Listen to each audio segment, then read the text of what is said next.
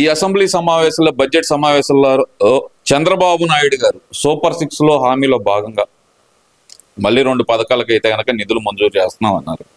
ఎలా చూస్తారమ్మా దీన్ని అసలుకి?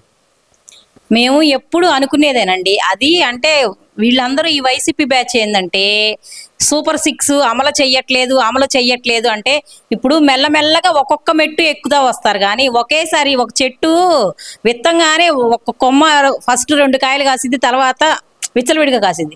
అంతేగాని వాళ్ళు ఏదో ఒక సంవత్సరం కూడా లోపల అయిపోక ముందే ఏదో చంద్రబాబు నాయుడు హామీలు ఇచ్చేశాడు, ఏమి చెయ్యట్లేదు, జనాన్ని మోసం చేశాడని ఎట్లా పడితే అట్లా మాట్లాడాడు. ఇవాళ సూపర్ 6 లో మళ్ళీ 2 ఇచ్చారు. మళ్ళీ నెక్స్ట్ మళ్ళీ ఇంకో బడ్జెట్ లో మళ్ళీ ఇంకో 2 ఇస్తారు. ఆల్రెడీ 2 అమలు అవుతానే ఉన్నాయి పెన్షన్లు అవి. ఇప్పుడు మళ్ళీ ఆడబిడ్డ నిధి ఇచ్చాడు, మళ్ళీ 2 పథకాలు ఇచ్చారు కదా, నెక్స్ట్ ఇంకో 2 ఇస్తారు. సూపర్ 6 అమలు కంపల్సరిగా చేసేస్తారు అనమాట. బాబు గారు అన్నారు అంటే కంపల్సరీ చేస్తారు. ఎందుకంటే వాళ్ళకిలాగా ఒక్కసారే తెచ్చేసి అప్పులు పాలు చేసేసి రాష్ట్రాన్ని దివాలు తీసే పరిస్థితి మాత్రం బాబు గారు తీసుకురారనమాట. అంటే ఇక్కడ ప్రధానంగా చూస్తే కనుక మొన్నటి వరకు జగన్మోహన్ రెడ్డి కూడా తల్లికి వందనం గురించి నీకు 15,000 అని ర్యాగింగ్ చేసిన పరిస్థితి చూసామమ్మా. మరి తర్వాత దీని గురించి మాట్లాడే అర్హత వాళ్ళకు ఉండేది అంటారా? ఎందుకంటే కనుక ఇప్పుడు కూడా దీంట్లో కోత పెట్టారు అనే మాట అయితే మాట్లాడుతున్నారు కదమ్మా. మరి జగన్మోహన్ రెడ్డి మాట్లాడలేదు కానీ ఇంకా వైసీపీ నాయకులందరూ అదే పనిలో ఉన్నారు. దాన్ని ఎలా చూడాలంటారు?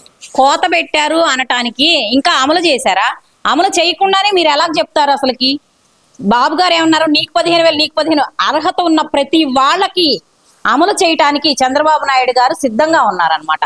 అంటే అనర్హులకి ఇవ్వకూడదు కదా. ఇప్పుడు ఆల్రెడీ లక్షల కోట్లు ఉన్న వాళ్ళకి ఎలిజిబుల్ కాదు కాబట్టి అలాంటి వాళ్ళని తీసేస్తారు. వాళ్ళు దాన్ని ఏదో పట్టుకొని వేలాడతాని తెలుసు. కానీ బాబు గారు ఎవరికి అంటే ఎవరు లబ్ధిదారులకు మాత్రం న్యాయం చేస్తారనమాట. ఏదైతే ఇప్పుడు గత 3 రోజుల నుంచి పోసాని గారిది విషయం ఏదైతే కనుక నడుస్తుందో అసలు ఎలా చూడాలంటారమ్మా? అసలు పోసాని గారి ఇష్యూ అసలు అలాంటి కేసే లేదు, ఇదంతా అభూత కల్పన కేసు, కావాలని చెప్పి ఆయన ఇరికిచ్చేశారంటూ మాజీ మినిస్టర్ ఆర్కే రోజా మాట్లాడుతున్న మాటలమ్మా. మరి వాటిని ఎలా చూడాలంటారు? మన పట్టాభి గారు బోషడీకి అని ఏదో ఒక మాట అంటేనే దాన్ని ఏదో పెద్ద ఒక భూతంలాగా చూపించి ఆయన్ని పాపం కాళ్ళు ఇరక్కొట్టి వాళ్ళ భార్య పిల్లలకు కూడా తెలియకుండా ఎక్కడికి తీసుకెళ్లారో కూడా తెలియకుండా అరెస్ట్ చేసిన పరిస్థితి మనం చూసాం. వీళ్ళు మాట్లాడింది వాళ్ళకి తెలీదా? ఒక బోషడీకే మాటనే వాళ్ళు ఇంత రాద్ధాంతం చేశారే. ఈయన ఎన్ని మాటలు మాట్లాడాడు, పవన్ కళ్యాణ్ గారిని ఎన్ని మాటలు మాట్లాడాడు, చంద్రబాబు నాయుడు గారు ఆ మాటలు చెవులతో వినలేని మాటలు మాట్లాడారు. వీళ్ళకి శిక్షార్హులు కాదా? ఏదో ఈ నోరుంది కదా అని చెప్పేసి దానికి తగ్గట్టు మాట్లాడకూడదు అనమాట. అంటే ఇక్కడ ప్రభుత్వం వచ్చింది కానీ అసలు పూర్తిగా కక్షపూరిత రాజకీయాలు చేస్తున్నారు, వైసీపీ నాయకుల మీద దొంగ కేసులు పెడుతున్నారంటూ మాజీ మినిస్టర్ ఆర్కే రోజానే పదే చేస్తున్న వ్యాఖ్యలు. సూపర్ 6 గురించి ఎవరైతే ప్రశ్నిస్తున్నారో వాళ్ళని అరెస్ట్ చేస్తున్నారంటూ వీళ్ళు చేస్తున్న వ్యాఖ్యలు వాస్తవమే అనుకోవాలంటారమ్మా? వాస్తవం ఎలా ఇద్దండి? ఇప్పుడు సూపర్ 6 అమలు చేయడానికి చంద్రబాబు నాయుడు గారు సిద్ధంగా ఉన్నారు. మీరు వెయిట్ చేయండి. మీరు అమ్మఒడి అని చెప్పి ఎన్నాళ్ళకి ఇచ్చారు? కనీసం మీరు ఇచ్చిన టైం వరకన్నా వెయిట్ చేసి అడగాలి కదా. ఇప్పుడు అడగండి, అడగటంలో తప్పు లేదు, ప్రతిపక్షంగా ఎవరో ఒకళ్ళు అడగాలి. కానీ ఎప్పుడు అడగాలి? మీరు ఇప్పుడు వచ్చిన తర్వాత కొంత వ్యవధి ఉంటది కదా అమలు చేయటానికి. కనీసం ఇప్పుడు లబ్ధిదారుల డేటా అన్నా తీసుకోవాలి కదా. డేటా తీసుకొని కనీసం వాళ్ళవన్నీ ఇంప్లిమెంట్ చేయడానికి కొంచెం సిబ్బంది ద్వారా అవన్నీ వెరిఫై చేసుకోవాల్సిన ఇదన్నా ఉంటది కదా. కనీసం అంతవరకు కూడా ఆగలేకపోతే ఎలాగా? ఇప్పుడు 1 సంవత్సరం అయిపోయింది, అప్పుడు ఇవ్వలేకపోతే అడగండి, ఇవ్వలేదని చెప్పేసి. బడ్జెట్ సమావేశాలు ఉన్నాయి, బడ్జెట్లో పెట్టి ఇవ్వకపోతే అప్పుడు అడగాలి. కానీ ఇవ్వకముందే నీకు ఏమి చేయట్లేదు అది ఇది అని అంటే ఎలాగా? మీరు చేసిన సమయం వరకన్నా మీరు వెయిట్ చేయాలి కదా. అంటే ఇప్పుడు వైసీపీ నాయకులు కానీ జగన్మోహన్ రెడ్డి కానీ అంటుంది ఏంటంటే, నేనుంటే కనుక బటన్ నొక్కేవాడిని, ఈ పాటికి డబ్బులన్నీ పేదల అకౌంట్ లో పడి ప్రశాంతంగా ఉండేవాళ్ళు, ఇప్పుడు తినటానికి కూడా ఇబ్బంది పడుతున్నారు అని చెప్పి ఒక పక్కన జగన్మోహన్ రెడ్డి చెప్తుంటే, మరో పక్కన లక్ష్మీపార్వతి అసలు పేదల పండగలే జరుపుకోవటం లేదు, పేదల పొస్తులు ఉంటున్నారు అంటూ ఆమె చేస్తున్న వ్యాఖ్యలమ్మా. మరి వాటిని ఎలా చూడాలంటారు? పేదల పండగ చేసుకున్న రోజులు చంద్రబాబు నాయుడు గారు ఉన్నప్పుడు సంక్రాంతి పండగకి, రంజాన్ పండగకి తోఫాలు ఇచ్చి ఎంతో బాగా చేశారు. మీరు నిత్యావసర సరుకులన్నీ పెంచేసి అంటే ఆ పండగల సమయంలో ఆ సరుకులు కూడా కొనే స్థితిలో లేకుండా చేసింది మీరు. ఆ 15,000 ఎన్ని రోజులు వస్తాయండి? సంవత్సరానికి ఇప్పుడు ఒక 15,000 వేసాడు, నెలకు 1,000 రూపాయలు పడుతుంది.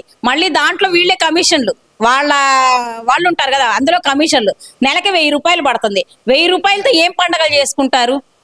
ఏం పండగలు? నువ్వు నిత్యావసర సరుకులు సరసమైన ధరలో ఉంచినట్టయితే వాళ్ళు చక్కగా ఇప్పుడు నెలకి 5,000 6,000 రూపాయల సరుకులు కొనుక్కుంటారు.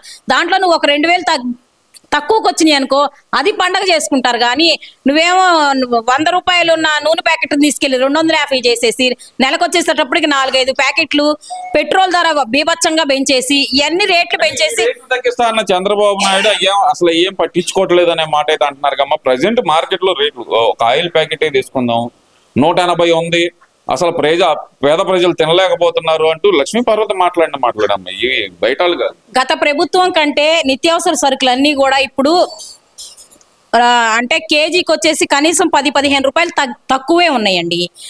అది చూసుకుంటేనే అంటే నెల మొత్తం మీద ఒక 4 ఉన్న కుటుంబంలో కనీసం 2,000 రూపాయలు తక్కువకి వస్తాయి అన్నమాట.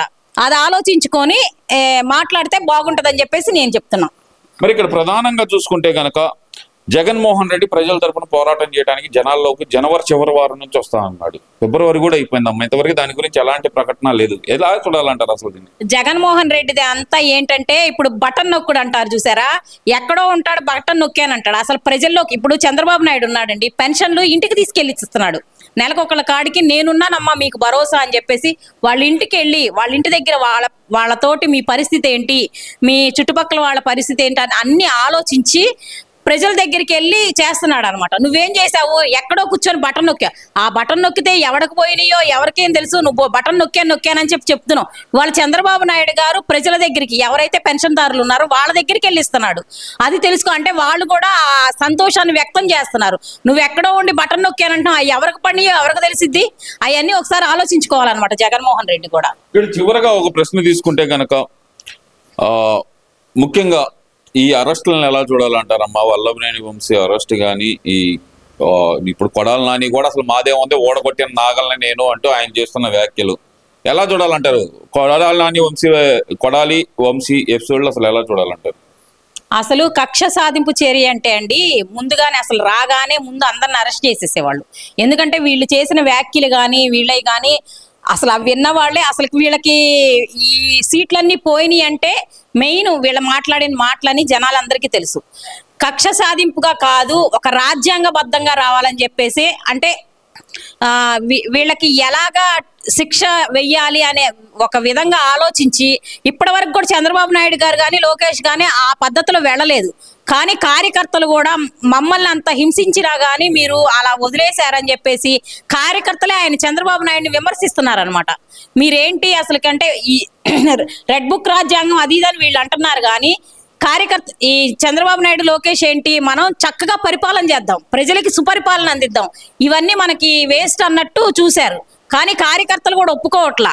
మమ్మల్ని ఇంతగా హింసించిన వాళ్ళని ఏమి చేయకపోతే మేము ఎలా ఒప్పుకుంటామని చెప్పి కార్యకర్తలు అడుగుతున్నారు. ఇది కూడా వాళ్ళ ఇష్ట ప్రకారం ఏం చేయట్లా, ఒక సిస్టమేటిక్ గా అంటే రాజ్యాంగబద్ధంగానే చేస్తున్నారు అనమాట అరెస్టులు.